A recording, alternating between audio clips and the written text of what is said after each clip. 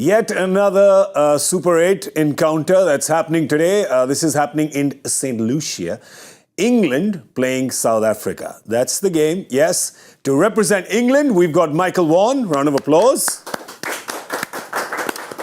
We could not find anyone from South Africa, so from the Southern Hemisphere, we have Adam Gilchirst. Thank you. Yeah, Thank you. I'm just guessing. Round of applause. Round of applause, come on. Get up. They thought I was taking the mickey, right? They weren't convinced that. Yeah. But it's true. The thing is, A, he's from the Southern Hemisphere, so he's supporting South Africa. But the real story is he's basically supporting anyone playing against England. Anyone but England. Just anyone. Absolutely. Just anyone. They're looking good though, aren't they? I know, that's the worry. That's the concerning thing at the moment. It was, a World Cup, T20 World Cup without England in it feels a little bit naked, doesn't it? It feels a bit exposed to other things, other opportunities. So we needed one of the finalists from 2 years ago to be there, and England actually look like they're on track for the big final at the moment. Yeah, it does look like it. And no, this is not an episode of the Club Prairie podcast, just in case you thought it's not. It's Cricbuzz Live. I'm Gaurav Kapur, and the fact that I'm here means it's not the podcast because I haven't been invited yet. Hey. But as Michael once said, I hadn't invited him to my podcast, so I think he's doing a bit of a tit-for-tat situation. Let's see who blinks first. I did invite you for dinner. You did invite me for dinner, that's right. I just reached the restaurant in the wrong city. It's a long story. A minor detail. It's a very long story. Some other day, perhaps, maybe on social media. But yeah, of course, Australia playing really well in this tournament. But that was this morning's story, which happens to be last night's story. Let's talk about that for a while. We could go in. We could. Yeah. We'll keep. No, we could. It's all part of the same World Cup. We could. You happy with the way Australia played this morning? Yeah, they were great. Yeah. Terrific. Job done. Yeah. Professional, workmanlike. Pat Cummins, outstanding.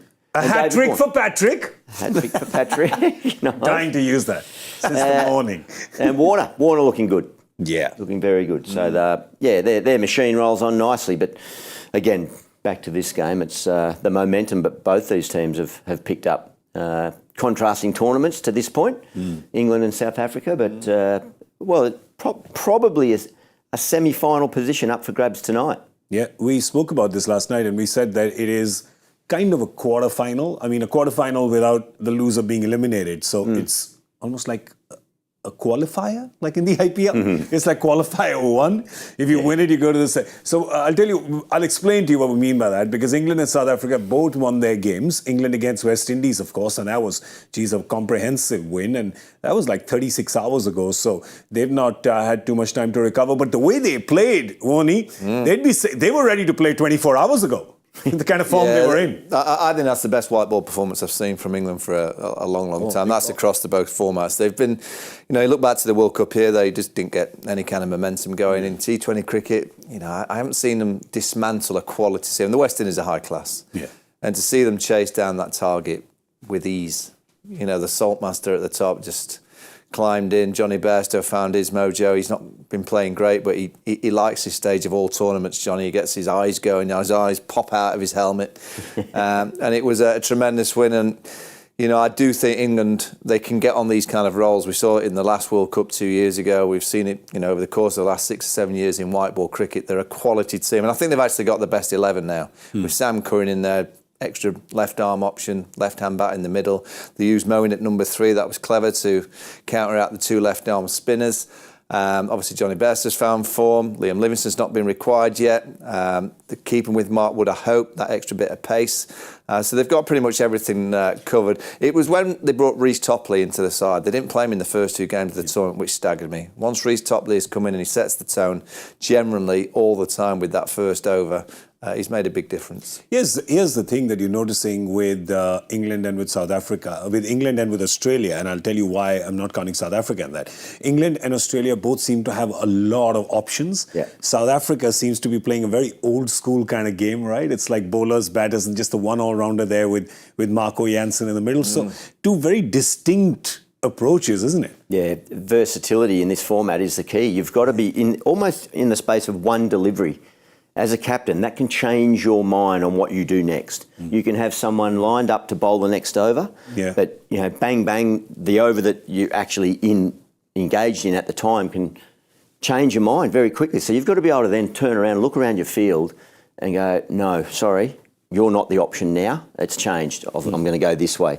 And, yeah, just simple thing. And I think South Africa have always been branded, whether it's fair or unfair, but it's a tag that sticks with them all the way through, is that they can... You're using the C word? Not the C word, the CH word, well, just for clarity. Yeah. No, not that, but just not being versatile enough, being too structured. It can be a very well-performed structure, but then when it gets to 50-50 moments, something simple like what Rohit did last night with getting Bumrah to bowl the second over of the... and not holding him back to later on in the power play. Yeah. Sending Moeen Ali in at 3 and not saying Johnny Bairstow's our number 3, that's where he bats. So it doesn't seem like huge decisions, but you've just got to be prepared to do it on the fly and on the run, and be prepared to take that risk. And that then comes back to, as a captain, again, looking around that field, and as a leader, Vaughnie, looking around your troops and knowing there's so many options to go to. I think even with the bowling the other day, the bowling's going well, and then suddenly Livingston comes, he give him one over, he goes for 20, Buttler can go, all right, I don't need to go to you, it's not your day today, I've got enough options to play around. So I think that's the key for England and Australia, even India, I'm seeing that. South Africa, yes, they are unbeaten, but all their wins have really been by the skin of their teeth, most of their wins. Which you could argue that that's a good sign that you're winning close games, but then you look at who they've played. Yeah. And I'm not disrespecting the teams that they've played, but I am. They haven't played any... You're not entirely respecting them. You're not disrespecting them. Yeah, but you're not entirely respecting South Africa, this is their challenge today. I think if South Africa win today, I think it's a real kind of marker that they're going to send to the rest of the tournament that they can win a big game like this. Yeah. If they lose today, I think most people will be saying, well, wait a minute, South Africa, you're a good side, but you don't quite know how to get over the line. I just look at their bowling attack, and I think this England batting lineup just started to fire. All right, they dismantled Oman quickly, and then they hit nicely against Namibia, and then obviously against the West Indies. Just seem to get on a roll, and they've got so many players that they're fearless. Yeah. You look at England, I never ever in this era of white ball cricket think that England will freeze. They might play poorly, but it won't be because of their mentality. Yeah. They'll have a pop. And against this kind of South African attack, I look at it and think, who's the mystery? Shamsi, will he play? But England have dismantled him previously. Yeah. Maharaj is probably the one standout in terms of spin with the left arm. England have had a little bit of difficulty, as many teams have, with quality left arm spin. Rabada's high class, but England have hit him before. Marco Jansen, just a left arm orthodox. Again, they've hit that style of bowler before. So I'm just looking at the South African attack, and it looks like an attack that England will fancy hitting. Doesn't mean they're going to hit them for a long time, and it can be anyone's day on a T20 day, but I know England will like facing this kind of attack. Yeah, and Shamsi didn't have a good game against the USA. You could tell that by the end he was quite rattled at the end of his spell, just going way wide to the left-hander. You could tell it was kind of defensive bowling almost. It was trying to get through those overs, and USA got pretty close to South Africa, but in the end South Africa got through. Maybe that's the reason they've made the change today, because there is no Tabraiz Shamsi today, and they've got Othniel Bartman, who's come into the team. So a little more pace for them there. So Othniel Bartman, Anrich Nokia, Kagiso Rabada, Marco Jansen, and then of course you have Keshav Maharaj, and you can get the overs in from the captain, Aiden Markram as well. He's good enough to do it at this level. South Africa's going to be batting first. So England's won the toss, and no surprise, they're choosing to chase. Yep. Now, it's going to play in South Africa's mind, because they watched the game from 36 hours ago, and that chase, that 180 chase, was done with 2.5 overs left. So that could just play in South Africa's mind. What would you tell them? Because you need to get that thought out of your head. If you're if you're looking behind your shoulder, you're not looking ahead. So what would you tell their batters?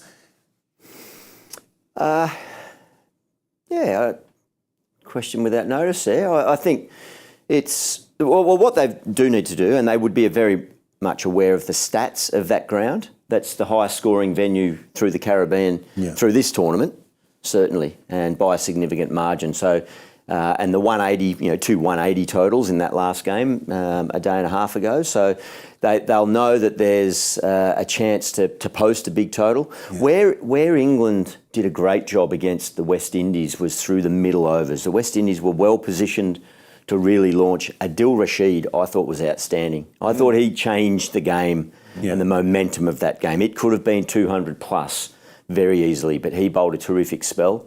Jofra Archer did a really good job at towards the back end. But so the South African batters, I think, have their smarts about who they want to target. And knowing that Rashid did really well, they might need to be a little bit more conservative against him, and there might be scoring opportunities elsewhere. Using the pace of a guy like Mark Wood, I think he's frightening in the pace, but you can just get a bit of bat on it. Stay leg side to it and just don't try to take him on with the pull and the hook stroke. But I guess that's the key message. Just no panic. And don't feel that if you just have a good spell from a guy like Rashid, there's other areas that you can target and try to get that big target. I don't think it's a bad thing for South Africa. You know, you go the game against the West Indies on this venue. It's just a few yards away from the pitch that they're playing on today. The pitch report says it's a similar surface, but you got to remember this is the day game. Yeah. You know, the West Indies game, we all know at night that the further you go into the night, the more chance the ball might skid on a bit better. South Africa, I go back to the World Cup here in Mumbai. England said to South Africa, "Well, you bat first." They got 400. Yeah, you know, and you're not chasing that down, and they didn't. And I think South Africa actually, I know the bowling can be a bit vulnerable, but I think they are quite a good setting team. I think they're not that bad at just going, okay, we'll just bat without the target. We can get a score. I always think with this batting lineup that De Kock is such a key. Yeah, De Kock's just got that freedom. You know, if he can play like he did in the last game and get them off to a fly, and if he's still there by the 6th over, which he can be on a regular basis, you know, they'll have had a good power play, and he's brilliant around that middle region. You know, he's very, very good at once he's in of going big. And I think he's got that fearless approach. You know, he really has got that mentality of, you know, he won't be bothered about today in terms of what it means. It's just another game of cricket, and he'll go out there playing his way. He loves that pick-up shot. But I always think when he's looking to hit straight first, and that's that instinctive shot that he takes on, that's when he plays at his best. So I do think De Kock is a huge cog in this South African batting wheel. Yeah, what happened is that, of course, he did very well in the World Cup in India. He got a basket full of centuries, and then it seemed like he left his suitcase of form here, and then he went off to South Africa, and then the IPL, and even the first few games of this World Cup. But I think him coming into form in the last game, him getting runs, it's not just the runs he got, it's the way he got them. He had that attacking mindset right from the beginning. Yep. He pretty much broke that bowling in that power play. Yeah, he did. Yeah, and that's the impact that he can have. I agree with everything Vaughan says there about him. And I asked for better body language and a more positive approach from him a couple of nights ago when we were discussing him pre-game, what he needs to do.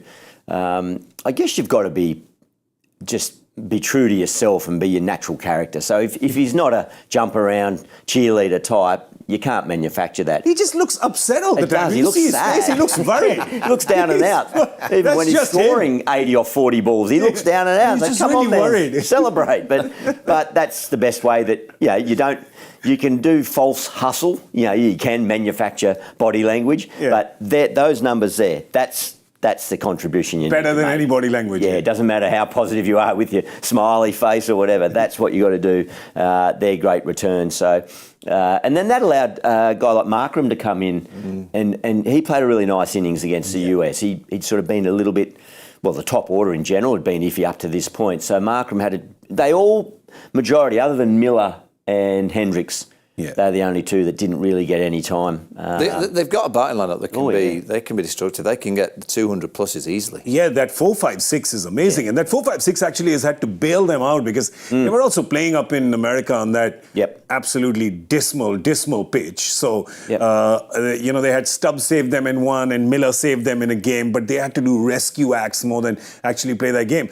But if 1, 2, 3 can set it up, geez, that 4-5-6 is a proper springboard. I mean, I think one of the good things for South Africa is that, they have won games, but no one's talking about them, which might help them. Yeah. If you asked all the pundits around the world who's going to win it, I bet you not one says South Africa. Yeah, probably coming there won't be one pundit, fifth or something. They come in fifth after. Exactly. So they're just sneaking under the radar. But if they can put in a performance today when it really matters, and let's be honest, if they win today, they're pretty much in the semi-finals. I think that's going to give. And I think this group needs a big confidence boost to win a game when they know the world's watching, like we are. Let's be honest, we're watching going, we probably fancy England today. Yeah. We do. They've played on this venue. They're playing good cricket.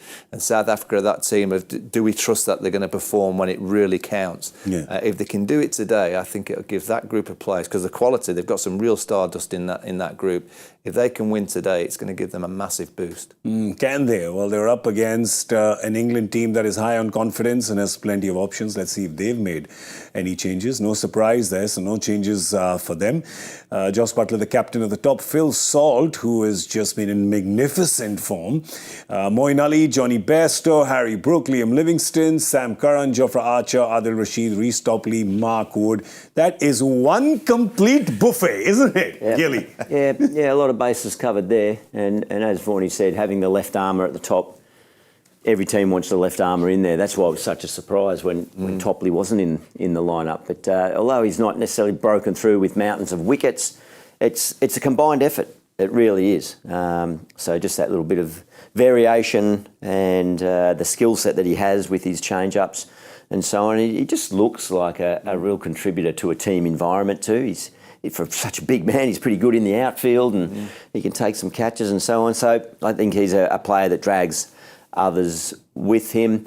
Just Mark Wood's the one for me. I reckon he can blow a batting lineup apart, make such a big impact just with at the top of the innings. But just his pace on the ball can sometimes be a gift for. Well, what I like about it, Gil, is that they've got so many options. If it's his day, he'll bowl 4. Yep. And he can get you a 3 for a 4 for.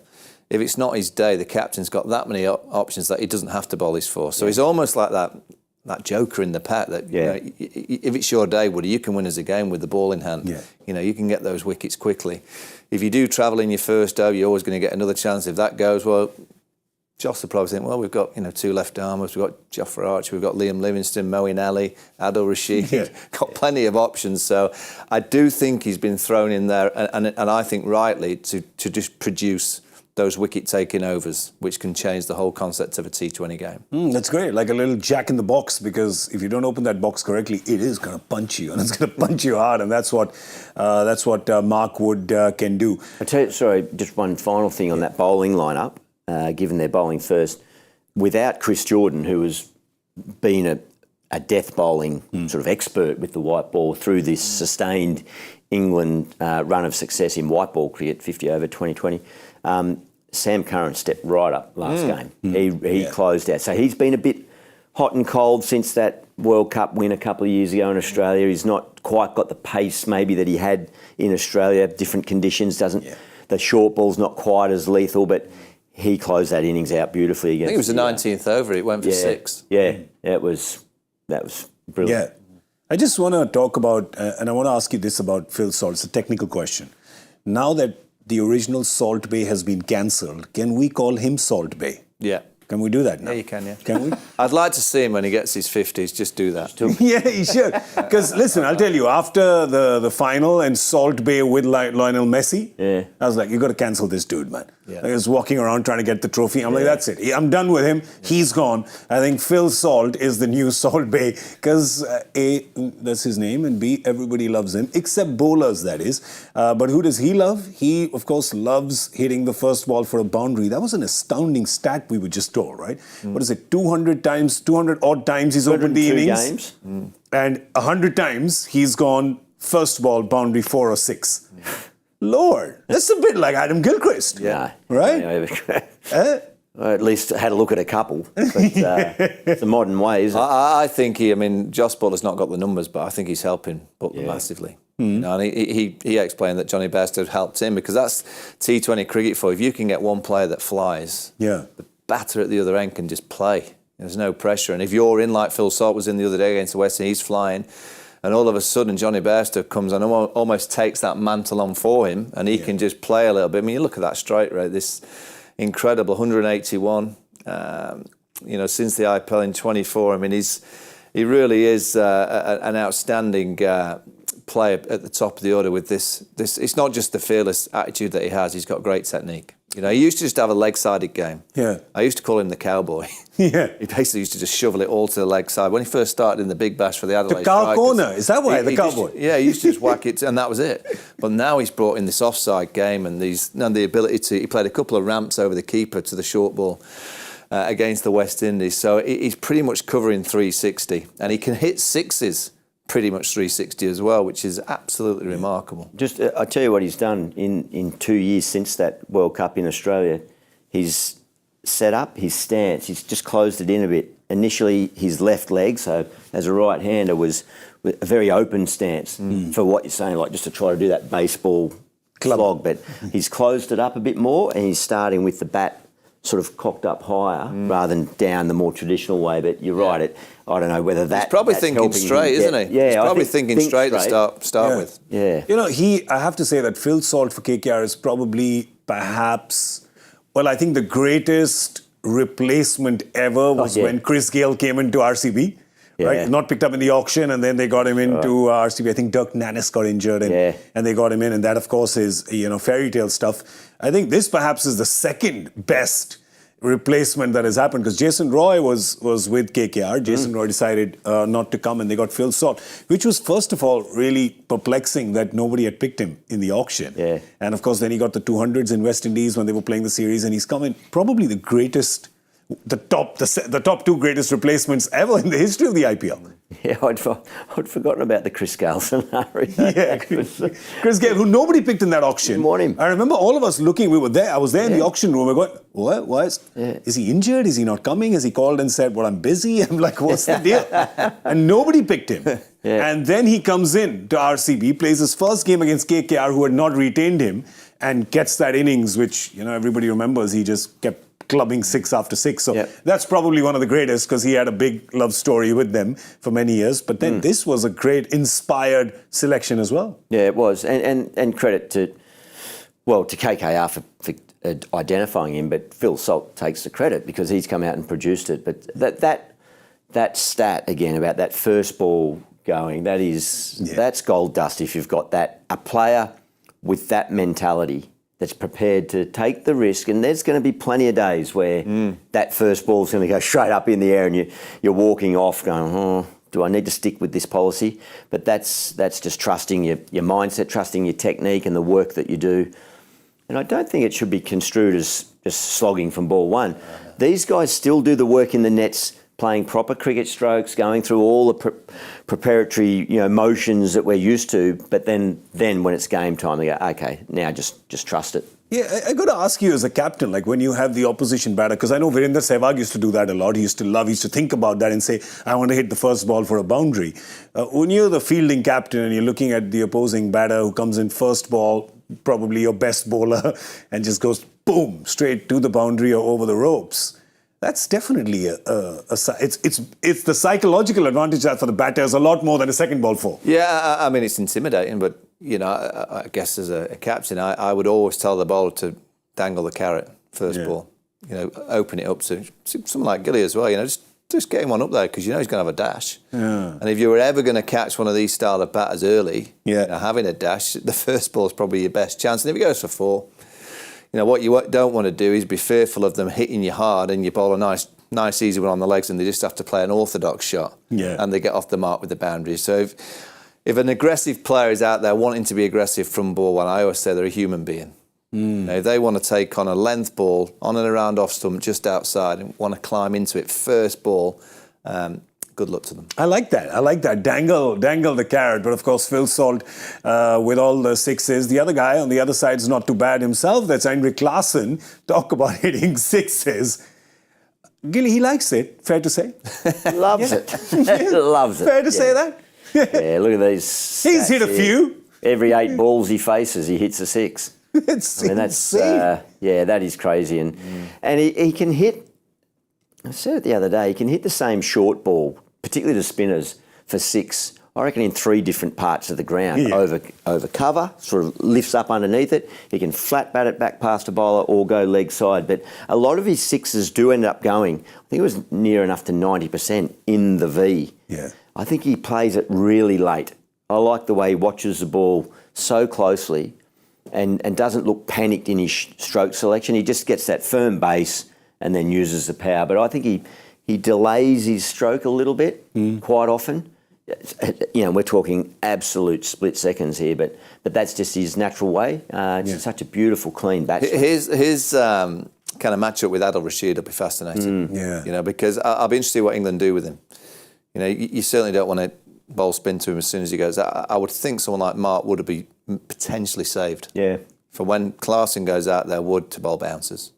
Go aggressively at him chest high. And you know, here at St Lucia, if you can get him pulling the ball into the wind, which we've seen at this venue, it's a difficult shot to take on. So I would think they'll use Wood against Klaasen as soon as he goes out there. He's hit, in the last 1 year, he's hit 101 sixes and 54 boundaries, just 54 fours. He didn't do those. It's like, why?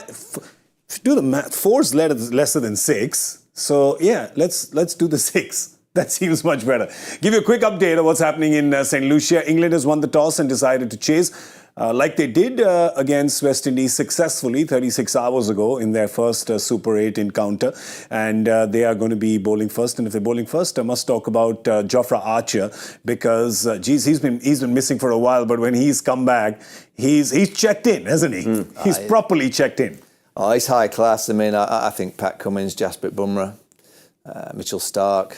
You know, I'm looking at bowlers that can bowl in all formats of the game, and I think Jofra's in that list. When he's fit, he's already showed in this World Cup how England have missed him over the last few years in all formats of the game. He's just got that, and he's clearly got pace, but he's got a really good cricket brain.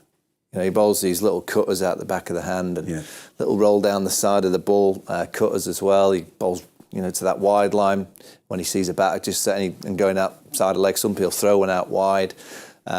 He's a real good cricket thinker, and I just think if England can keep him fit, you know, obviously in this format and in 50-over cricket this year, they're going to look to bring him back in Test match cricket in 2025, and again in a year and a half's time, the Ashes series. For England to have any chance of winning in Australia, you would say that Jofra's probably going to have to play 3 of the 5 Test Did matches. ECB do a lot of work to kind of get him ready for this? I heard a few. Oh, I think there was problems. I think. I don't want to get in trouble legally, but I think they screwed his elbow up, Okay. I don't think it was done right, and then he was sent away, and it's been a real frustration for Jofra. The good thing is he's back playing, and we're seeing that smile on the field. You can only imagine what he's gone through when you've got an elbow problem and you're not quite sure what it is, and you've had one operation and you come back and it's not right. You know, and then you have to go back through all the process of rehab. And you know, I think he started his rehab in the UK, then he was rightfully sent to the Caribbean, lives in Barbados, just to give him a bit of space. Mentally, he's probably affected by the process of not playing and everyone talking, come on, Jofra, just get out there and play. You can't. Sometimes as a bowler, particularly when that right elbow's going, you physically can't bowl. So he's had to do the hard yards. And we're all just, you know, touching wood that he can stay fit for a period. And it's just going to take time this year to try and get him ready for Test match cricket. But if he can, and he's right in a year and a half's time, I know we're moving on from this T20 World Cup, but he will be having to be fit to kind of put Australia under some pressure. And it's not only English fans that want to see him fit. We all do. Genuine. I love nothing more. I mean, when, again, not getting too far ahead of, but when England come down for the Ashes in 18 months' time, you want the best there. You want the matchup of him and Steve Smith again and all those various things. England, you know, I don't know the finer detail about the elbow injury and how it was managed, but they need to manage it as well as possible, give him as much time, nurture him. Look what Australia did with Pat Cummins, who debuted in, 2014 was it, or 2011? 2011 debuted as an 18-year-old, then was basically, it was 5.5 years, I think, till he played Test cricket again. He was out of the game completely for 2.5 years at least, with back troubles and back getting that right. But they saw the talent, they knew the value that he was going to give Australian cricket for a long time. So they invested in him, gave him time, gave him the support, everything around him to get him back, and look where Pat Cummins is now. So that's what Jofra's going to end up being the England captain. Oh. He's going to win a World Cup. On the 19th of November. Yes. And then he'll end up with a hat-trick in a T20 World Cup as the non-captain a few months after. There's a Jaffa from Jofra. That's the only one I can think. It's not as good as hat-trick for Patrick, but yeah. Well, that's it. So they're going to be, of course, bowling first. And would want Jofra Archer. He's one of those generational talents, so you'd want him to be fit. The good thing is that, of course, he's in the Caribbean, his native Caribbean, and he's got his legal guardian with him, Jordan. He's there as well. Just keep him comfortable. And he's got Kieran Pollard as well. He's around him. Yeah. There you go. Apparently, he's doing a great job with the England side. They're enjoying having his knowledge of the Caribbean and all the different surfaces and all the different, obviously, islands. They're enjoying having Pollard with them. Yeah. Yeah. Well, okay. We have a part of the show which I don't know too many people enjoy. It's the joy factor question because it's just so tough. It's one of those Jofra Archer deliveries. Which T20I record does Ajinkya Rahane hold for India with Ishan Kishan in second place? T20 International. It's not an IPL record. It says it's T20I. Right. If you know the answer... Kishan was second, was he? Sorry? Ishan Kishan. Kishan was second, yeah. Yeah. You got something? Anything? No, something? Anything? Nothing? I was trying to pretend that I was onto something. I got no idea. That was very good. You had me No going. idea. It's like shit Gilly knows. I was like, what? How? Hashtag Joy Factor, hashtag Cricbuzz Live. So send in your answers if you know them. Even if you don't know them, send in wrong answers. Doesn't matter. It's free. Just bring them on. All right. Score guess time. Let's go. 180. 180. It's a good guess. 190. 190. I'm going to go right in the middle. I think I'm going 184. Is that right in the middle? That's not right in the No, middle. not in the middle. But I wanted to, I want 184. 184. That's my guess. 180, 184, 190. Can we all get it right? Can. Come on. Could be. Come on. Imagine if we all get it right and you get a bullseye. Man, I need something. I'll be honest with you. What happens with the bullseye? Nothing. Nothing. It's just bragging rights, yeah? Yeah. Double fist pump. Are you struggling in this tournament? No, I'm not. I'm very comfortably last. I'm not struggling. Did you get one right, did you? I did. Did you? I'm on the board. He's up on the board. And there There you go. I'm right at the bottom. I've never been in the Premier League on the left. I'm always in can't Division be 1. today so- if you get I'm going to get relegated if I don't get one right today. Right at the end. I get relegated. That's right. I'm going to be playing Sheffield Wednesday. Yeah, in the Steady Vauxhall on, Conference steady you'll on. be in. Yeah. It's my team. Yeah? Yeah. I had no idea, by the way. We just signed 2 players today. No idea who they are. Yeah. Footballers or cricketers? Well, Yeah. Are they footballers though? Just check. no, I think so. I'm not too sure. Yeah, I presume so. Yeah. Yeah, we've got a left back. That's all right. And a right back. All right. That's okay. So left back, much like the club has been. I was checking he wasn't English, so he could go and play for the England team. We could do with a left back. Well, hopefully England will play today a little better than England played yesterday. So, that's what Michael will be hoping for. We probably will just sit around for the next 15 minutes talking about football. So if you guys are going to go and watch cricket, you can go ahead and do that. Or maybe we'll just go and eat some food and talk about... Okay, we'll do that then. We'll see you at the end of the 10th over with Cricbuzz Combox. Do join us then. Thank you for watching Cricbuzz Live. Bye-bye.